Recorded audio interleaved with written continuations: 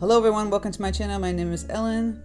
So look at all those colors. We're painting some late summer hydrangeas right from my garden today. I go over this step by step. Patreon members get the extended version where I kind of, remove or add some more stuff that you would see here. You can just use your imagination. I showed you how to do everything else. So easily for any beginner. If you want to be a Patreon member, click the link in the description box below. And you can learn all about Patreon, where I have exclusive tutorials, extended tutorials, all that good stuff, and first dibs and watercolor workshops and retreats. So, without further ado, let's get painting. So here are these wonderful hydrangeas on the side of my yard. All these different color tones you see here: purple, green, blues, some kind of cranberry, reddish tones. Very, very pretty. So let's get started. Alright, so like the video showed, I have these wonderful hydrangeas from my yard. So now, I don't know if the camera's doing it justice. We got this, it's turned like green. These were blue, but now they turn like a little green with a little cranberry kind of pink here. Some other ones are still in this blue that's more of a deeper blue, green and pink. Look at that green and that blue that's changed. And then I even have ones that were lighter in color originally. They're just like green and this lovely shade of cranberry kind of color. It's kind of funky, right? Lovely colors that you see here. So I thought we'd do a nice little fun little painting with them. Just kind of like the hydrangeas to fall hydrangeas, right? So I have Fabriano 7 by 10 inch paper. I'm going to be playing with my flat wash brush. Remember we talked about a couple weeks ago where I did like a flat wash simple vase. We're going to do something similar, and then we're going to use this brush or even another brush like a Princeton Neptune to make the simple hydrangea colors. So you can start off with the hydrangeas themselves first, or you can picture where you're going to put your vase. Maybe I just drew like an outline with this pencil here. I'm going to put the vase here, just to help myself. No need for a trace. Cylinder vase, or whatever kind of vase you want to put in. And so we'll mix up the colors for the lovely hydrangeas. I'm using my Princeton 12 aqua elite brush. That blue, this blue-green color, like a dusty blue color. Actually, I never use ultramarine blue for my greens because it makes a very muted, dusty green, you see? But it might be perfect for this. See that? And a good way to test it sometimes is to check on a paper towel. And you've got that similar kind of green. You can add a brighter green with that, like peacock blue, and it will change it even more so. Because this is a bluish green hydrangea. I know, it's a fabulous color, right? Take a big brush. And I'm really getting a lot of water in here. And I'm just going to go like this. Just push, tap, turn it, push it. If you want a little bit more green in there, add a little bit more cadmium yellow deep. It's kind of like this aqua color. And I'm just kind of twisting my brush, leaving some white space in between. Right? Now, if you added the pink in there now, what will happen? It was, green and red. Well, they make brown. So you're going to have to kind of wait till it dries. Still have this, because it's on the tips, some of these lovely blooms. So I'm kind of twisting my brush, as you see, and moving some white in between. Push down, you get some big bloom right there. Right, and then we have this green, really green kind of cranberry one. I'm going to let this bluish one, I might add a little bit more ultramarine blue deep. I'm going to get a little bit deeper with that blue.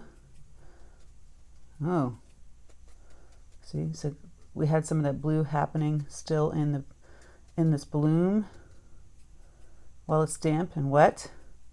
Still just grabbing some more blue. Ooh, got a lot of blue in this one. You kind of bleed some of that blue in there with that green. Right? End of summer. Now for the other green, it's more of a brighter green. See, it's almost the color of the leaves. That would be different.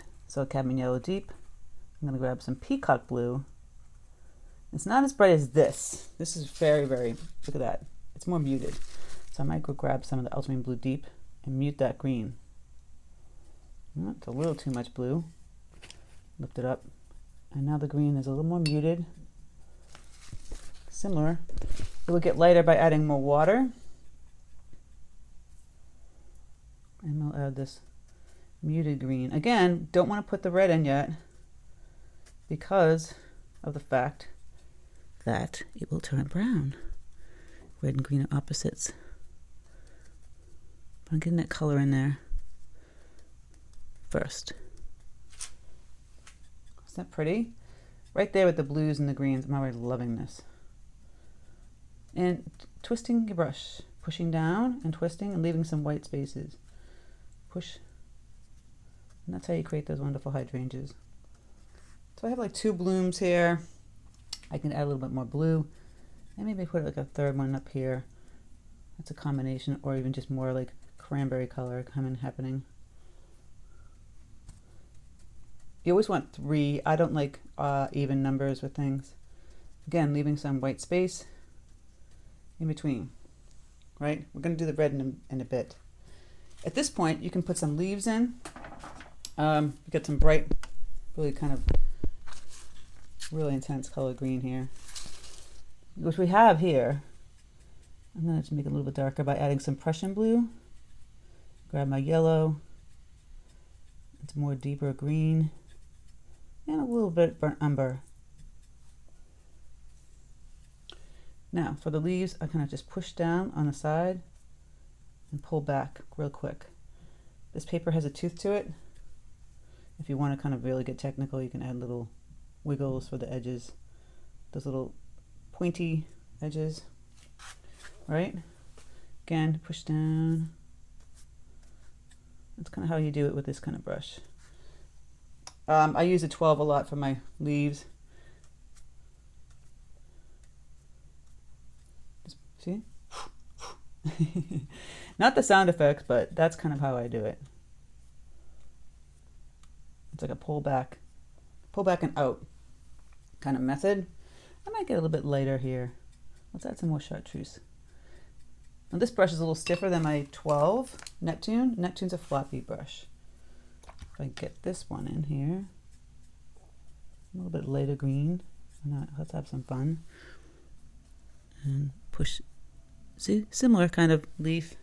That one's a little. So here you see the wonderful blooms that are on my side yard of these hydrangeas in late summer. How the colors change. A little too bright. Red, purplish.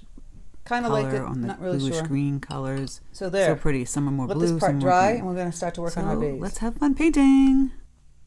For the vase, if you could make it more of a glass vase. Now we didn't put stems in here. You can actually have a colored vase. You know, maybe we do a gray vase. Kind of pretty, more fallish. I was going to do a glass vase, but let's change it up. So ultramarine blue deep and burnt sienna make it beautiful grays. And they could be brown gray or blue gray, depending what you want to put in here. Consistency is kind of like between coffee and tea. So we can go right full tilt, go down in here. You can leave a highlight in the center. I'm using a flat wash brush here. This is just a Princeton Velvet Touch flat wash 3/4 inch. I'm just going to put the color here and leaving a little bit white. Simple vase, right? Boom. We'll get a little bit more detail by adding some deeper color. Here we go. Thicker paint, right? Less water.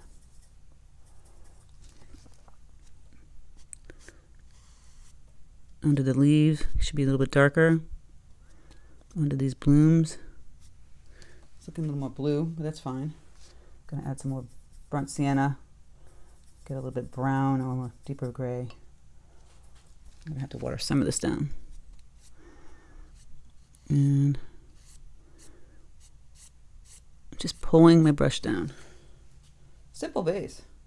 Really quick and easy. Don't slam your brush on your paper. Gently just kind of push it down. I'll let this dry a bit, and I'm going to add some deeper value again. We want some dramatic results here, right? We don't want this like, boring vase. It's already dramatic. So let this dry again. It's a whole process of letting everything dry. It's dry. I'm going to go back in. Same color. I didn't even change the color. And it's going to make it even darker. Use the same paint that you had. It's a layering, glazing technique in watercolor. Several layers make it darker. And I'm just going to take my... I hate when this brush does this. So I'll have to push it down back in the water. Just get it back to normal. I'm going to pull some of this dark color in here. A little bit on the bottom part here. Going down. Very dramatic looking. Do want to click this edge here. Maybe even a little bit deeper by adding some more paint.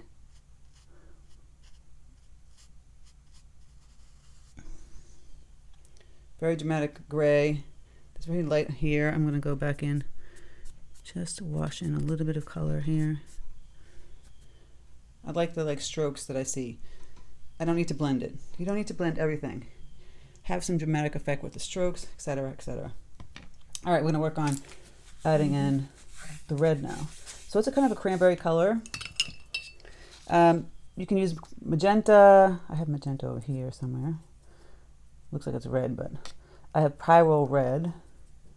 You can add some burnt umber to that. Gets a little cranberry, or even just a bright rose, which will brighten it up even more. And of course, we're going to water this down. Now, some of my blooms look a little purple. If you add ultramarine blue deep to this, it's going to be mud. So it's a cranberry pink color. I'm not certain if I like it, so I'm going to test it. It's not too bad. So I'll water this down, and I'll test a few leaves. Adding all this water. Tap on paper towel, and I'll test the edge of some of these. If I like it. Remember, it's the cranberry.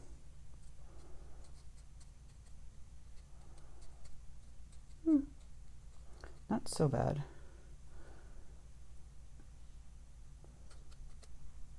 Maybe I'll get a little bit more pink by adding in bright rose and burnt sienna. Burnt umber. A little bit different color.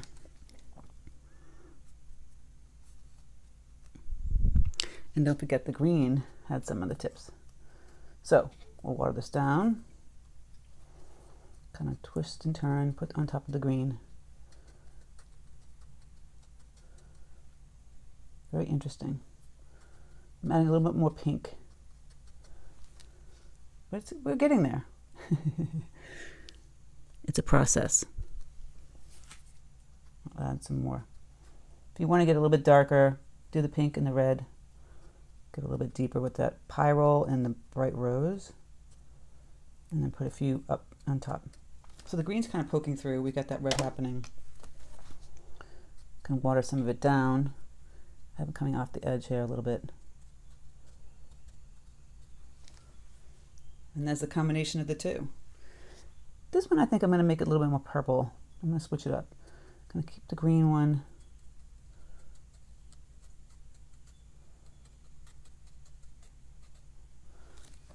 That's how I would tackle these kind of flowers.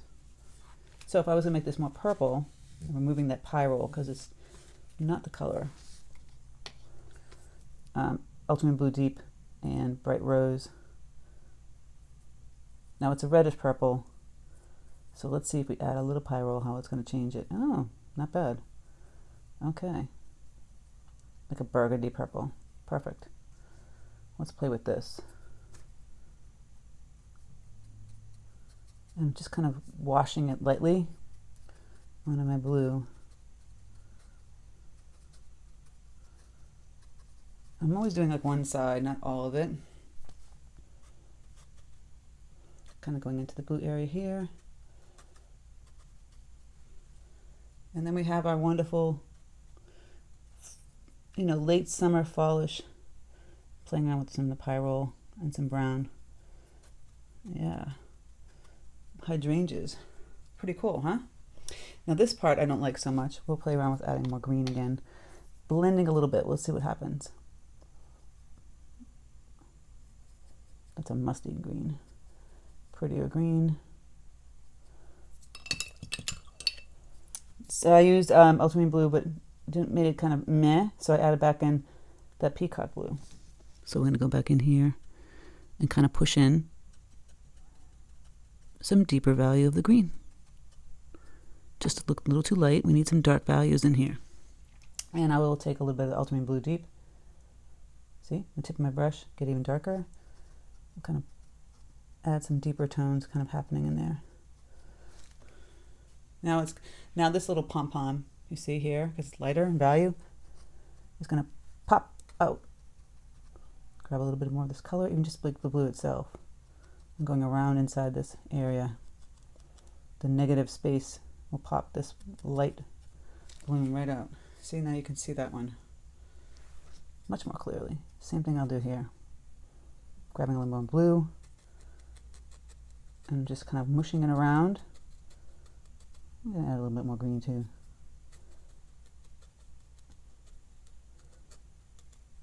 So this hydrangea here pops out. Oh, I got a little too, I didn't leave enough white.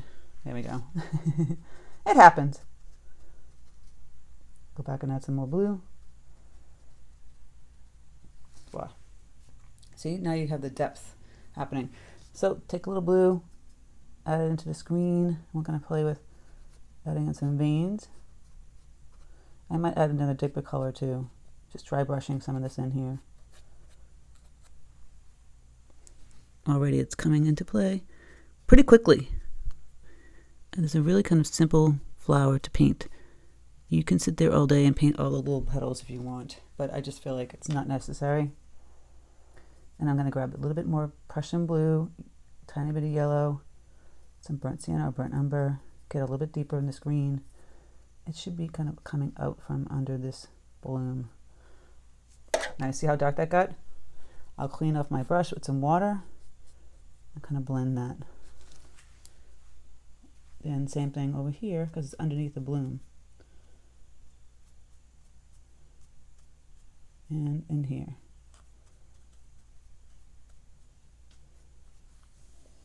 More depth. Having fun. You can just put like a glaze of Prussian blue in here. Look at that, changes that flower. Isn't this fun? Just adding just a touch of color. But watercolor is so magical. You just glaze over on top of it with another color. It's fantastic. So here I've got a lot of white space. I might grab a little of this blue tone mixed with all these colors. Kind of fill that in a little bit. I'll get even more blue. Just so it makes sense. And there we have our fall hydrangea. Isn't it simple and pretty? Just simple. Don't make your life crazy painting something like this. Maybe make my vase smaller, etc. Just have fun with it. It didn't take much time at all, and you create a really beautiful painting. Let me know in the comments if this was fun for you, easy, hard, difficult. Have you seen the late summer hydrangeas outside? What are your thoughts? Look, I mixed more color in here, like with some blue, some yellow. Ooh. Yeah, you gotta play with the color. Go in here and just kind of fill in some color. So thank you so much. Patrons will get the extended version. I'm gonna add a little more detail. If you want to be a Patreon member, click the link in the description box below. To join Patreon, we have extended videos, extra videos, exclusive videos that are on Thursdays that are more detailed, reference photos, traceables, etc. that are not on YouTube. And it's a place to support my channel. You get first dibs on my workshops and retreats, and I'll be announcing a retreat soon in Greece, so if you want to get on that before it sells out, become a Patreon member. All right, thank you so much. Take care and have a great day.